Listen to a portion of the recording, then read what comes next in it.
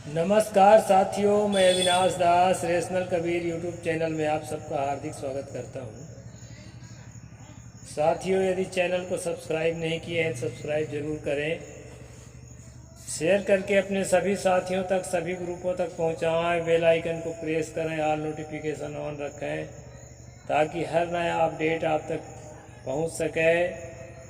Like और comment जरूर करें दोस्तों। जैसा कि आपको मालूम है, इस चैनल का उद्देश्य किसी भी जाति, धर्म, संप्रदाय या व्यक्ति विशेष को हाथ पहुंचाना नहीं है। रेशनलिज्म को आगे बढ़ाने के लिए सच को, तर्कशीलता को और वैज्ञानिकता को समाज में स्थापित करने के लिए इस चैनल को क्रिएट किया गया है। साथियों, कितने लोगों को ऐसा लगता है कि जो रेशनल लोग होते हैं वो भगवान के बारे में कुछ नहीं जानते। जिस दिन जान जाएंगे उस दिन जो है भगवान की भक्ति करने लगेंगे। यह जानने की इसमें क्षमता नहीं है।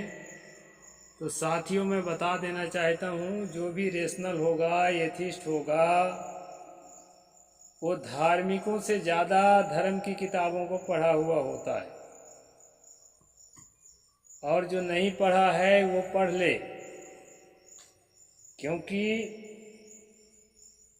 मेरा एक सूत्र है कि अच्छी तरह से समझकर किसी चीज़ को छोड़ा जाए जब वो छोड़ने योग हो, और अच्छी तरह से समझकर किसी चीज़ को पकड़ा जाए यदि वो पकड़ने योग हो। ये मेरा सूत्र है दोस्तों। जो आदमी आधा अधूरा समझ करके धार्मिकता को पकड़ेगा वो भी धोखा खाएगा, और जो आदमी आधा अधूरा समझ करके रेशनलिज्म को पकड़ेगा वो भी धोखा खाएगा। क्योंकि एक दिन उसको लगेगा कि मैं ठीक नहीं हूँ, मैं धोखे में हूँ। इसलिए अच्छी तरह से समझना चाहिए दोस्तों। और इसी उद्देश्य से मैं धार्मिक किताबों को पढ़ करके सुनाता हूँ। मनुस्मृति के बाद अब राम कथा यानी रामायण, वाल्मीकि रामायण को आपको पढ़ के सुना रहा हूँ। अब जितना दिन चले पूरा पढ़ना है, हर प्रसंग को पढ़ना है। गीता प्रेस गोरखपुर की एक किताब है दोस्तों, और प्रथम खंड है। इसी के आधार पर मैं पढ़ करके सुना रहा हूँ। अभी हम 23 श्लोक तक पढ़ चुके थे, आगे चलते हैं। धर्मार्थ काम मोक्षाणां साधनं च द्विजोत्तमाः श्रोतव्यं च सदा भक्त्या रामायण परामृतम्। प्रथमो अध्याय का ये बालकांड का 24वां श्लोक है। कहते हैं, विप्रवरो,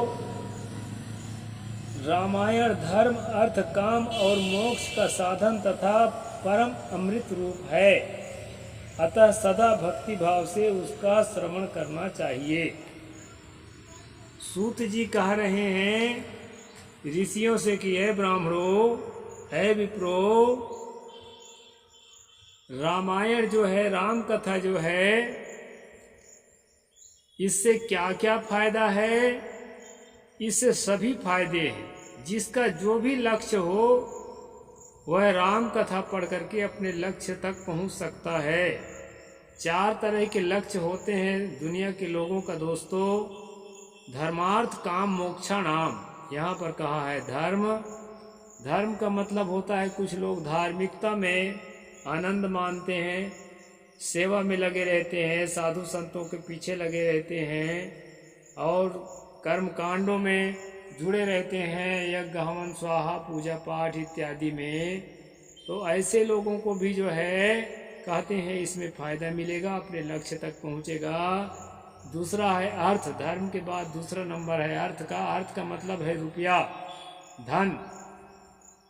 जिस आदमी को धन कमाने की अभिलाषा है वह भी रामायण को श्रवण करे तो उसको खूब धन कमाने में जो है सफलता मिलेगी।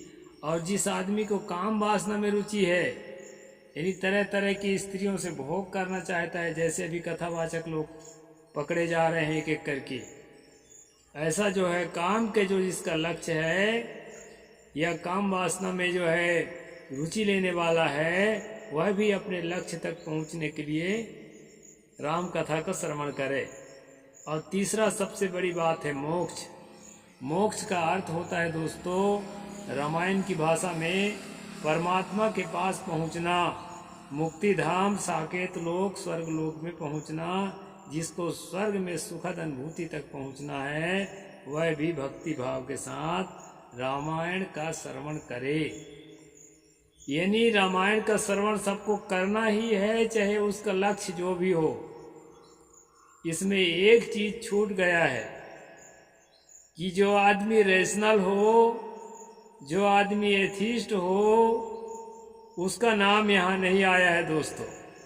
इसलिए जो भी एथिज्म को फॉलो करते हैं या रैशनलिज्म को फॉलो करते हैं, वो नहीं भी करेंगे तो चलेगा, लेकिन पढ़ना जरूरी है, ताकि जो है इसका भेद को, इसके मर्म को जाने कि हमारे पुरखे कैसे लोभ में फंसते थे और अभी भी हमारे लोग फंस रहे हैं। यानी कि आपका चाहे जो भी लक्ष्य हो, हर लक्ष्य के व्यक्ति को इससे फायदा ही फायदा है, घाटा किसी को नहीं है, ऐसा लेखक का कहना है दोस्तों। पुरार्जितानि पापानि नाशमायन्ति यस्य वै रामायणे महाप्रीतस्तस्य वै भवति ध्रुवम्। ये 25 नंबर है, प्रथमो अध्याय बालकांड। जिस मनुष्य के पूर्व जन्म उपार्जित सारे पाप नष्ट हो जाते हैं, उसी का रामायण के प्रति अधिक प्रेम होता है। यहाँ वाल्मीकि जी बता रहे हैं, या कोई भी लेखक जो इसको लिखा है वो बता रहे हैं कि जिस आदमी का पहले जन्म का सारा पाप खत्म हो चुका है, एकदम पुण्यमय जीवन हो गया है, उसका अपने आप रामायण में मन लगेगा। साथियों, भारत के अलावा जिन देशों में वाल्मीकि रामायण या रामचरितमानस की प्रचलन नहीं है, इस सिद्धांत के अनुसार वो पाप से लदे हुए लोग हैं, तभी उनका जो है रामायण के प्रति मन नहीं जाता। इस सिद्धांत के अनुसार ऐसा कहा जा सकता है। साथियों, भोले लोगों को फंसाने के लिए सारी बातें कही जाती है, इसे हमें अच्छी तरह से समझ लेना चाहिए। रामायण के अलावा दूसरे भी किताब में यदि मन जाता है, अच्छी बातों में मन जाता है, बुरी बातों से मन निकलता है, तो उसको हम पापी नहीं कह सकते, अगर रामायण नहीं पढ़ता है तो भी, या नहीं सुनता है तो भी। लेकिन यहाँ कहा है जिसका पूर्व जन्म के उपार्जित सारे पाप खत्म हो गए हैं, उसी का प्रेम रामायण में होता है। रामायण में प्रेम करते ही निश्चय हो जाता है कि ये आदमी पापी नहीं है। एक चीज़ मैं बताऊंगा दोस्तों, मैं नाम भी लूँगा, एक ब्रजलाल नाम का आदमी जो था, कथावाचक था, बढ़िया कथा, ग्रामीण कथावाचक, बढ़िया कथा सुनाता था, एकदम लवलीन होकर के लोगों को खुश कर देता था। एक दिन तालाब में जो है ना, बांस के लकड़ी का बंसी बना करके और मछली मार रहा था। मैंने उससे कहा कि भाई तुम ये काम क्यों करते हो, तुम कथावाचक हो, कोई देख लेगा तो क्या सोचेगा। तो उसका जवाब था दोस्तों, अरे राम का नाम रटने से सारा पाप खत्म हो जाता है। तो जो रामायण बोलता है या रामायण सुनता है, इतने मात्र से उसका पाप खत्म हो जाएगा, या वो पापी नहीं है इसलिए सुनता है, ऐसा भ्रम में हमें नहीं रहना चाहिए। रामायण का ही नहीं, किसी भी धर्म ग्रंथ का पाठ करने वाला पापी भी हो सकता है और पुण्यात्मा भी हो सकता है, यदि वो अच्छी बातों को फॉलो जीवन में ना करे। ऐसा मेरा मत है। आगे कहते हैं, रामायणे वर्तमाने पापनाशे नियंत्रिता अनादृत असद्गाथा सद्बुद्धि प्रवर्तते। ये 26 नंबर श्लोक है। जो पाप के बंधन में जकड़ा हुआ है, वह रामायण की कथा आरंभ होने पर उसकी अवहेलना करके दूसरी निम्न कोटि की बातों में फंस जाता है। यानी जो पूर्व जन्मों से और इस जन्म से भी पापी है, वो उसके सामने अगर रामायण की कथा कोई शुरू करता है तो वो टोक करके दूसरी कथा को बीच में घुसा देगा और रामायण को कथा को वहीं पर जो है स्किप करने का कोशिश करेगा। ये जो है कथाकार का कहना है। हाँ, उन असत गाथाओं में अपनी बुद्धि के आसक्त होने के कारण वह तद्रूप ही बर्ताव करने लगता है। एक बात जो दोस्तों इसमें फैक्ट मैं आपको बताना चाहूँगा कि आदमी का मन जिस चीज़ में ज़्यादा लीन होता है, यानी जिस चीज़ में ज़्यादा अपने आप को जोड़ा होता है, उसको वही चीज़ अच्छी लगती है। रामायण से अगर जुड़ा हुआ है, ब्रेन वॉश करके अच्छी तरह उसको रामायण उसके दिमाग में भर दें तो उसको रामायण ही अच्छा लगेगा, दूसरी बात उसको अच्छी नहीं लगेगी। कुरान बाइबिल की भी यही बात है। जिन आदमी को एक ईसाई मुझसे बोल रहा था कि बाइबिल का एक एक अक्षर सच है, उसमें झूठ नाम का कोई चीज़ नहीं है, तो जो जिस भी किताब में आसक्त होगा उसको ऐसा लगता है। दोस्तों, आज समाजी लोग रामायण को तवज्जो नहीं देते हैं। वो कहते हैं वेद के अलावा बाकी चीज़ें हैं, उनमें भी कुछ अच्छी बातें हैं, लेकिन वेद ही परम सत्य है, बाकी चीज़ें सेकेंडरी है। इस प्रकार से ये मानसिकता, माइंड सेट की बात है दोस्तों। इसको जो है बहुत ज़्यादा महत्व देने की बात नहीं है, खासकर रेशनलिस्टों के लिए। आगे कहते हैं रामायणम नाम परम तु काव्यम सुपुण्यदम वै शृणुतु द्विजेन्द्राः यस्मिन् श्रुते जन्म जरादिनाशो भवत्य दोषः स नरोच्युतः स्यात्। इसलिए हे द्विजगणों, यहाँ जो है सूत जी ब्राह्मणों को, जो ऋषि हैं, उनको बता रहे हैं, हे द्विजगणों, आप लोग रामायण नामक परम पुण्यदायक उत्तम काव्य का श्रवण करें, यानी सुने, जिसके सुनने से जन्म, जरा और मृत्यु के भय का नाश हो जाता है तथा श्रवण करने वाला मनुष्य पाप दोष से रहित हो अच्युत स्वरूप हो जाता है। अच्युत मतलब कभी नहीं गिरने वाला, और जो है जन्म, वो जन्म भी नहीं लेना पड़ेगा, उसको बुढ़ापा भी नहीं आएगा जरा, और उसको मृत्यु भी नहीं आएगी। इन्हीं जन्म से, बुढ़ापा से और मृत्यु से, तीनों चीज से मुक्त हो जाएगा कौन? जो प्रेम पूर्वक रामायण को पढ़ता है। अब आप देख रहे हैं मरने के बाद क्या होता है उसको तो कोई नहीं जानता, लेकिन जीते जी क्या होता है आप देख रहे हैं।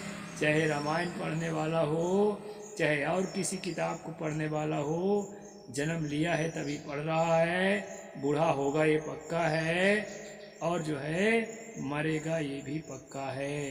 तो दोस्तों, यहाँ चाहे जितना भी लुभाया जाए, लेकिन अगर खुले नयन से देखेंगे, रेशनलिज्म के दृष्टि से देखेंगे, तो आपको एकदम समझ में आएगा कि जन्म, मृत्यु और जन्म, बुढ़ापा और मृत्यु ये तय है जीवन का, ये होना ही है, इससे कोई नहीं बचा सकता है। वरम वरेण्यम वरदम तु काव्यम संतायात् सुचा सर्वलोकम संकल्पितार्थ प्रदमादि काव्यम श्रुत्वा च रामस्य पदम प्रयाति। रामायण काव्य अत्यंत उत्तम, वर्णीय, मनोवांछित वर देने वाला, वह उसका पाठ और श्रवण करने वाले समस्त जगत को शीघ्र संसार सागर से पार कर देता है। उस आदि काव्य को सुनकर मनुष्य श्री रामचंद्र जी के परम पद को प्राप्त कर लेता है। यहाँ पर बताया है दोस्तों कि ये सबसे उत्तम है, अत्यंत उत्तम है, और वर्णी धारण करने योग्य है, और मनवांछित जो आपके दिमाग में आता है, जो भी आपकी कामना है, उस कामना को पूर्ति करने वाला है कौन? रामायण का पाठ सुनना और करना। इस प्रकार रामायण की महिमा भी चल रहा है दोस्तों। जो ब्रह्मा रुद्र, ब्रह्म स विष्णु वत्सरीर भेदैर्विश्व सृजति च पातियश्च तमादिदेव देवं परमं वरेण्यम आधाय चेतस्य उपयाति मुक्तिम। यहाँ पर बताया है जो ब्रह्मा रुद्र विष्णु नामक भिन्न भिन्न रूप धारण करके विश्व की सृष्टि, संहार और पालन करते हैं, उन आदिदेव परमोत्कृष्ट परमात्मा श्री रामचंद्र जी को अपने हृदय मंदिर में स्थापित करके मनुष्य मोक्ष का भागी होता है। यहाँ पर बताया है दोस्तों कि जिसको ब्रह्मा कहते हैं संसार के बनाने वाला, जिसको विष्णु कहते हैं संसार का पालन करने वाला, और जिसको शिव रुद्र कहते हैं संसार को संहार करने वाला, वो जो है वो राम ही है, जो अलग अलग रूप बना करके और ये सारा काम करता है। साथियों, राम कथा में चाहे वाल्मीकि रामायण हो, चाहे तुलसी रामायण, चाहे आनंद रामायण, चाहे किसी भी रामायण, राम कथा में श्री राम जी के चरित्र को पढ़ करके कोई भी समीक्षक आदमी, समीक्षा दृष्टि का आदमी उसको अपना आदर्श मानने से इनकार कर सकता है, क्योंकि उसमें कच्चे पक्के सब तरह के चरित्र हैं। कुछ बातें जो है मानवता के अनुरूप नहीं भी हैं। इसलिए उनको अगर परम आदर्श बनाना ही है हमको, लेखक को, तो क्या करा जाता है कि उनको परमात्मा का रूप दिया जाता है। परमात्मा के अच्छे बुरे काम सब अच्छे हैं, उनके लिए दूषण भी भूषण है, ऐसा कहा जाता है दोस्तों। उनकी लीला अपरंपार है, तेरे लीला का न पाया कोई पार, लीला तेरी तू ही जाने। इसलिए लीला के नाम से ये सारी बातें जो है मान्य होते हैं। इसलिए जो है उनको हाईलाइट करके बताना जरूरी होता है दोस्तों। ब्रह्मा बनकर के सृष्टि करने वाला, विष्णु बनकर पालन करने वाला, और शिव बनकर के और संसार का संहार करने वाला वह एक ही व्यक्ति है, वह है परमात्मा श्री रामचंद्र जी। ऐसा लेखक का यहाँ कहना है। तो आगे की बात मैं कल बताऊंगा दोस्तों। साहेब बंदगी। जय जोहार, जय भीम, जय भारत।